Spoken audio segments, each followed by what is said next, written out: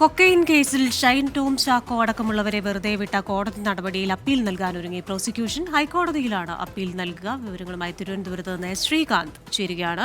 ശ്രീകാന്ത്, ഈ പ്രോസിക്യൂഷന്റെ ഇപ്പോഴത്തെ ഈ നീക്കം എത്രത്തോളം നിർണായകമാണ്? Good morning.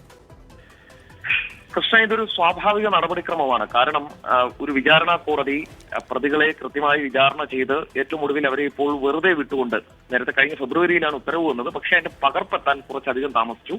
ഇപ്പോൾ പകർപ്പും എത്തിക്കഴിഞ്ഞു. ആ പകർപ്പ് കൂടി കിട്ടിയ ശേഷമാണ് പ്രോസിക്യൂഷൻ ഇപ്പോൾ ഹൈക്കോടതിയിലേക്ക് അപ്പീലുമായി പോകാൻ തീരുമാനിച്ചിട്ടുള്ളത്. അവർ ചൂണ്ടിക്കാണിക്കുന്ന കുറേയധികം കാര്യങ്ങളുണ്ട്. അത് ഹൈക്കോടതിയെ ബോധ്യപ്പെടുത്തും എന്നവർ പറയുന്നു. ഈ ഉത്തരവിന്റെ പകർപ്പ് വിശദമായി പരിശോധിക്കേണ്ടതുണ്ട്. തുടർന്നായിരിക്കും ഷൈൻ ടോം ചാക്കോ ഉൾപ്പെടെയുള്ള പ്രതികൾക്കെതിരെ അപ്പീൽ നൽകുക എന്നാണ് പറയുന്നത്.